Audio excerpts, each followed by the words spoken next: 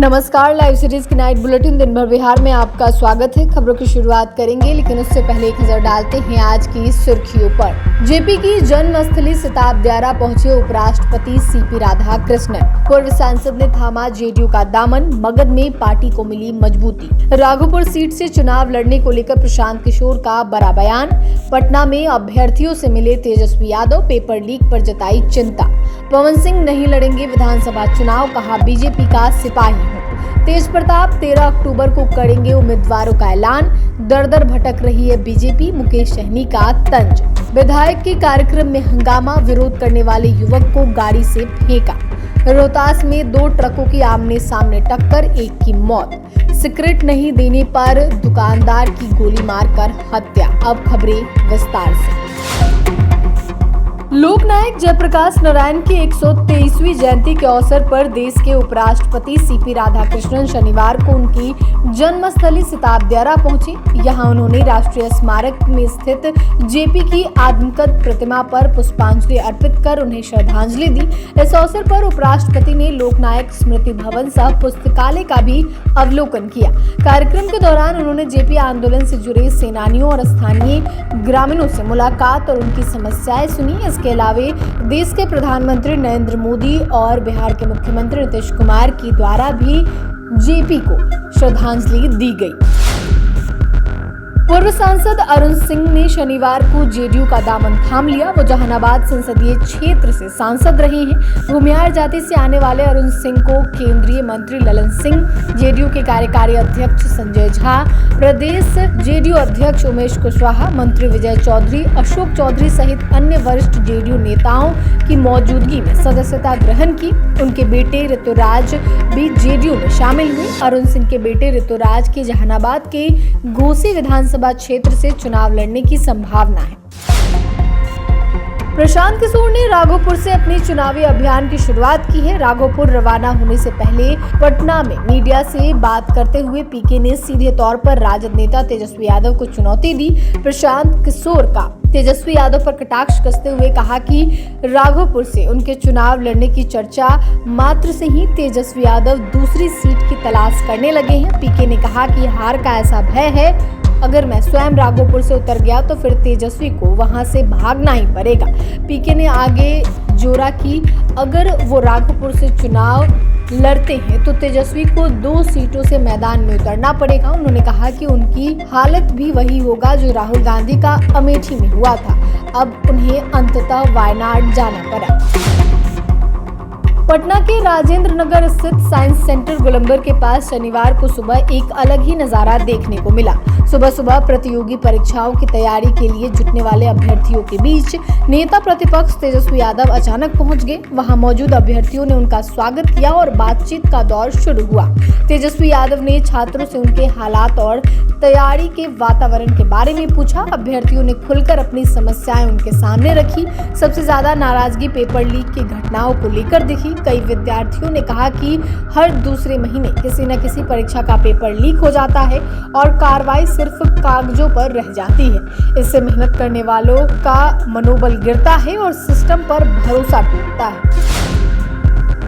Bhojpuri singer Pawan Singh ने पत्नी ज्योति सिंह से चल रहे विवाद के बीच शनिवार को सोशल मीडिया पर बड़ा ऐलान किया। पवन सिंह ने कहा कि मैं पवन सिंह अपने भोजपुरिया समाज को बताना चाहता हूं कि मैंने बिहार विधानसभा चुनाव लड़ने के लिए पार्टी ज्वाइन नहीं की थी, न ही मुझे विधानसभा चुनाव लड़ना है। मैं पार्टी का सच्चा सिपाही हूं और रहूंगा। कल ही उनकी पत्नी ज्योति सिंह ने जनसुराज के संस्थापक प्रशांत किशोर से मुलाकात की थी। 20 मिनट की मुलाकात में उन्होंने कहा कि मेरे साथ अन्याय हुआ, ऐसा किसी महिला के साथ नहीं होना चाहिए। पवन सिंह ने हाल ही में दिल्ली में गृह मंत्री अमित शाह और भाजपा अध्यक्ष जेपी नड्डा से मुलाकात की थी, जिसके बाद से भोजपुरी स्टार के बीजेपी में दोबारा आने की चर्चाएं शुरू हो गई थी। राजद चीफ लालू यादव के बड़े बेटे और जनशक्ति जनता दल के संस्थापक तेज प्रताप यादव ने ऐलान किया है कि 13 अक्टूबर को वो अपनी पार्टी के उम्मीदवारों की सूची जारी करेंगे। उन्होंने कहा है कि वे महुआ विधानसभा सीट से चुनावी मैदान में उतरेंगे। तेज प्रताप यादव ने कहा कि उनकी पार्टी पूरी तैयारी के साथ चुनावी मैदान में उतर रही है और जनता का भारी समर्थन मिल रहा है। उन्होंने दावा किया कि लोग खुद से उनके समर्थन में आ रहे हैं। साथ ही गठबंधन पर पूछे जाने सवाल पर तेज प्रताप ने कहा कि उनकी कई दलों के नेताओं से बातचीत जारी है और AIMIM के नेताओं से भी मुलाकात हो रही है। एनडीए में सीट बंटवारे को लेकर दिल्ली में चल रही बैठकों पर विकासशील इंसान पार्टी VIP के प्रमुख और बिहार सरकार के पूर्व मंत्री मुकेश सहनी ने तीखा कटाक्ष किया है। उन्होंने कहा है कि विश्व की सबसे बड़ी पार्टी कहलाने वाली भाजपा के लिए यह दुर्दिन है कि उसे सीटों के लिए दर-दर भटकना पड़ रहा है। मुकेश सहनी ने कहा कि एनडीए में सीट बंटवारे की लड़ाई अब दिल्ली दरबार तक पहुंच चुकी है। उन्होंने जेडीयू और भाजपा पर हमला करते हुए कहा कि मुख्यमंत्री की कुर्सी को लेकर नीतीश कुमार भाजपा के सामने पूरी तरह समर्पण कर चुके हैं। दूसरी ओर भाजपा इस बार कुर्सी छीनने को उतावली है। वहीं महागठबंधन को लेकर सहनी ने कहा कि सीट शेयरिंग को लेकर लगभग सब तय हो चुका है, सिर्फ आखिरी टच बाकी है और जल्द उम्मीदवारों की घोषणा कर दी जाएगी। रोहतास जिले के डेहरी विधानसभा क्षेत्र के चिलबिलिया गांव में शनिवार को आयोजित एक कार्यक्रम के दौरान उस समय माहौल तनावपूर्ण हो गया जब विधायक फतेह बहादुर सिंह के आगमन पर एक युवक ने विरोध जताया। स्थानीय सूत्रों के मुताबिक विरोध करने वाले युवक को मौके पर मौजूद लोगों ने जबरन विधायक की गाड़ी में बैठा दिया।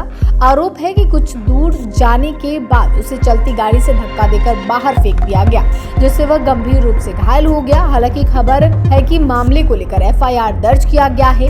घटना के बाद इलाके में तनाव का माहौल है। पुलिस तमाम मामलों में छानबीन कर रही है। और वहीं आपको बता दें तो फतेह बहादुर डेहरी विधानसभा क्षेत्र से विधायक हैं, जहां उनका खूब विरोध हुआ है। जनसंपर्क के लिए पहुंचे हुए थे और जमकर विरोध का सामना करना पड़ा है।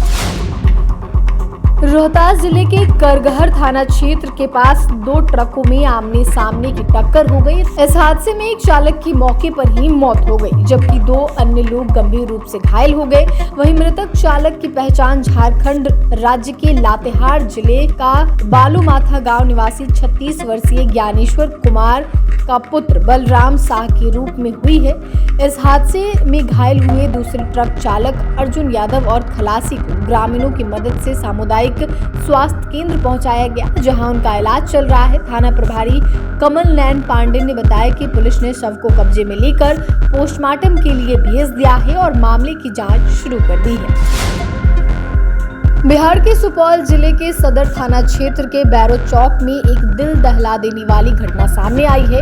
यहां मामूली बात पर एक दुकानदार की गोली मारकर हत्या कर दी गई। बताया जा रहा है कि मृतक सज्जन मुखिया अपनी मां का इलाज करवाकर घर लौट रही थी और दुकान खोलने की तैयारी कर रहे थे। इस दौरान बैरो पैक्स अध्यक्ष शंभू यादव का बेटा आयरन यादव वहां पहुंचा और सिगरेट मांगी। सज्जन ने कहा कि वह दुकान खोल ही रही हैं और पैसे देने पर सिगरेट देंगे। इसी बात पर आयरन यादव आग बबूला हो गया और गुस्से में आकर सज्जन पर ताबड़तोड़ 2 गोलियां दाग दी, जिसके बाद सुपौल जिले में तनाव का माहौल है। पुलिस की टीम जो है वहां पहुंची हुई है और तमाम चीजों की छानबीन की जा रही है।